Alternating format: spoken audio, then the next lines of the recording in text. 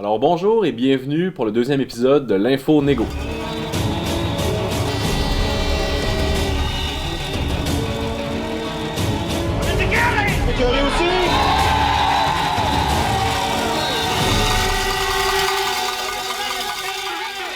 L'Info Négo est une émission hebdomadaire consacrée à vous informer sur tous les détails de vos négociations. À chaque capsule, il y aura 3 segments: l'information sur les négociations, le sujet de la semaine et la période des questions.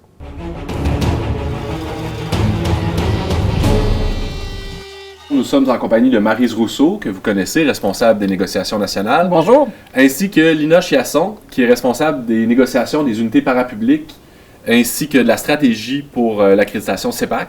Bienvenue Lina. Bonjour. On peut peut-être commencer la section en remerciant toutes les personnes qui nous ont fait des bons commentaires pour la capsule de la semaine dernière. On va essayer de maintenir un assez haut niveau d'excellence. Le ton est donné. Voilà, le ton est donné. Peut-être, Maryse, tu pourrais commencer par nous parler de la rencontre que tu as eue avec M. Alexandre Hubert cette semaine. Oui, en fait, mardi dernier, le 20 janvier, nous avons rencontré Alexandre Hubert, qui est le secrétaire associé au Conseil du Trésor.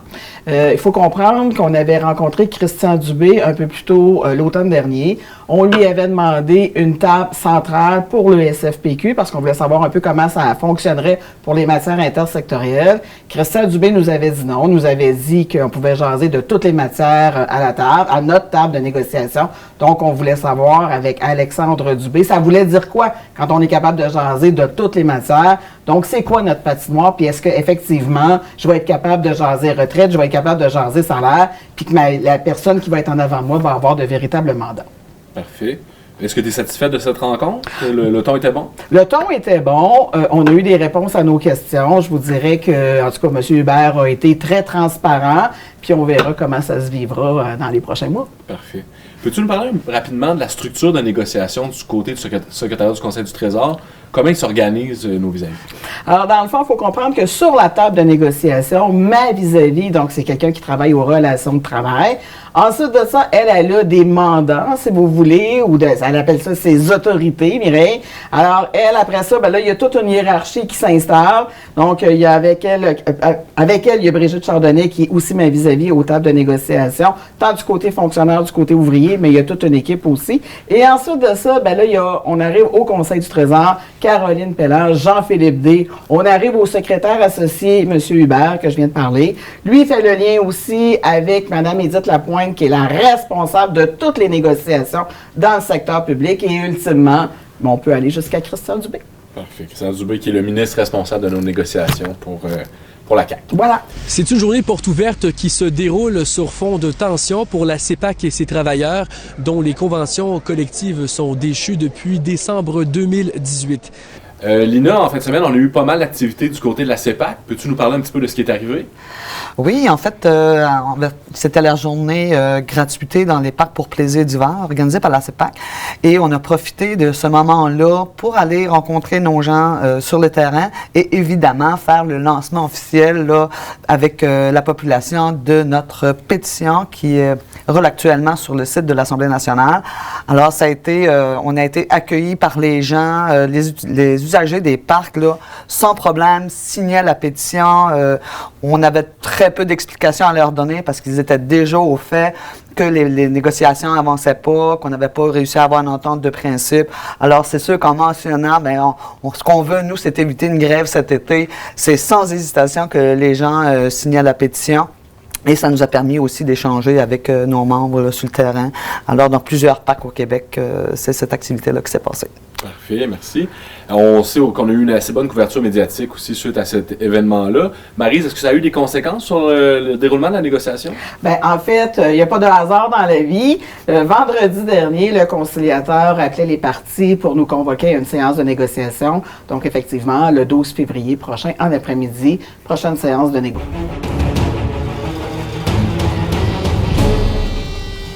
Alors, on soit Pierre-Alexandre qui est économiste pour le SFPQ. Bienvenue. Merci. Alors, le sujet de la semaine, c'est la comparaison entre les salaires des emplois de la fonction publique et ceux des autres salariés québécois qui ont des emplois équivalents. Pierre-Alexandre, comment on fait pour comparer ces salaires-là? Ben, en fait, c'est pas une tâche qui est facile, mais au Québec, on a l'Institut de la statistique du Québec, dont c'est le mandat légal de réaliser cette étude-là à toutes les années. Fait qu'ils vont faire vraiment une comparaison autant des salaires que de la rémunération globale, c'est-à-dire la rémunération globale, c'est tout ce qui va être la retraite, nos assurances, tout ce qui est avantages sociaux pour lequel l'employeur, là, il va débourser de l'argent. Parfait. Donc, on parle d'une étude qui est objective, qui est scientifique. Tout à fait, tout à fait. La méthodologie, en fait, on est consulté par l'ISQ, autant la partie patronale que la partie syndicale. On est invité peut-être aux 5-6 ans là, à revoir la méthodologie. Donc, normalement, c'est une étude qui est impartiale, qui est neutre, puis sur laquelle les deux parties peuvent se reposer. Si on prend tous les emplois de l'administration québécoise, on est dans les alentours de 6 % de retard. Par contre, si on tombe après ça dans nos corps d'emploi davantage, avec les techniciens, par exemple, ben là, on diminue un petit peu. On est plus à 4,9 %, mais après ça, on parle des employés de bureau, donc tout notre personnel de secrétariat, technicien dans l'administration, en droit, moins 9,7 %, donc on est au-dessus de la moyenne québécoise. Et lorsqu'on parle de nos ouvriers, ça c'est clairement l'enfant pauvre de cette étude-là, moins 32 % qu'on se compare avec l'ensemble des autres salariés du Québec.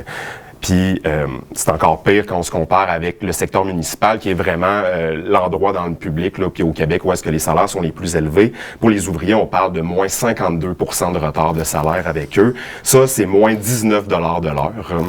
Et si on parle de l'ensemble des emplois, tantôt on était à moins 6 % avec l'ensemble des salariés au Québec. Si on prend seulement que le secteur municipal, nos emplois, on a moins 35 % de retard. Ça, c'est moins 14,50 $ en moyenne. Ouch! Alors, Maryse, est-ce que c'est le genre d'informations qu'on va utiliser sur les tables de négociation puis dans l'espace public là, dans les prochaines semaines, les prochains mois? C'est sûr qu'on va user et abuser de ces informations-là, puis vous aurez compris que le but recherché en négociation, c'est d'essayer de combler ce fossé-là. Alors, pour la période des questions, Maryse, on a reçu quelques questions, surtout sur nos groupes Facebook. Alors, on rappelle à tout le monde que vous pouvez nous envoyer des questions à communication@sfpq.qc.ca ou vous pouvez également les inscrire en dessous des publications des capsules que vous écoutez présentement sur les groupes Facebook privés du SFPQ.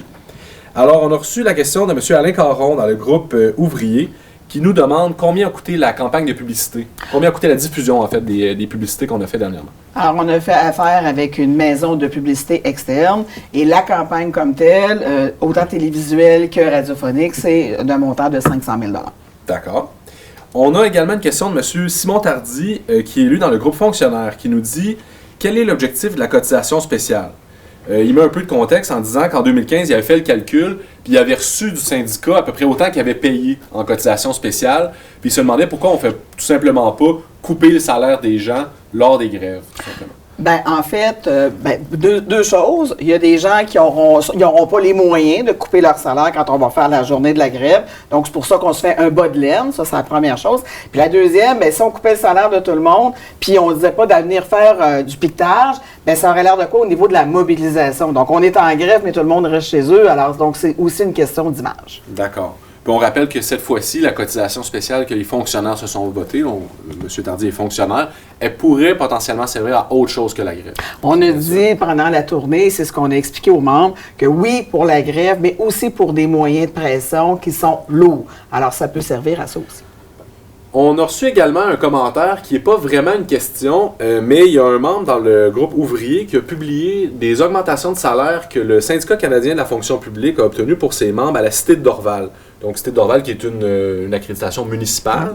On constate que les augmentations de salaire sont supérieures à celles qui ont été obtenues dans la fonction publique la dernière fois.